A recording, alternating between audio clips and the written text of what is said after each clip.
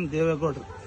ಅವ್ರದ್ದು ಪುಣ್ಯ ಈಗೆಲ್ಲ ನಾವು ನಿನ್ನ 100 ಜನ್ಮ ಆದ್ರೂ ನಾವು ಅವ್ರನ್ನ ಫೋಟೋ ಇಟ್ಟು ಪೂಜೆ ಮಾಡೋಂಥ ಶಕ್ತಿ ನಮ್ಮ ದೇವ್ರಿಗೆ ಕೊಟ್ಬಿಟ್ಟಾನ.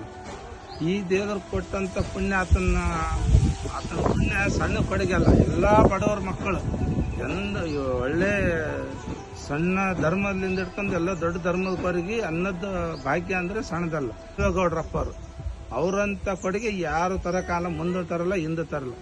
ಅವ್ರು ಇರಲ್ತಾನ ನಾವು ಅವರು 100 ವರ್ಷದ ಮೇಲೆ ನಿನ್ನ ಜಾಸ್ತಿ ಅವರು 111 ವರ್ಷ ಆಯುಸ್ಸಿರಲಿ ಅಂತ ಅವ್ರಲ್ಲಿ ಪ್ರಾರ್ಥನೆ ಮಾಡಿ ಇವತ್ತು ದೇವೇಗೌಡರು ಅವರು ಬರ್ತಾರಪ್ಪ ಅಂತಂದ್ರೆ ನಮ್ಗೆ ಕಾಶಿಲಿಂದ ಶ್ರೀ ರಾಮೇಶ್ವರನೇ ಬಂದಂಗೆ ಆಗ್ತದೆ. ಶ್ರೀರಾಮನೇ ಬರ್ತಾನ ಅನ್ನೋ ಒಂದು ಅಭಿಮಾನ ನಮ್ಮಲ್ಲಿ ಅದು.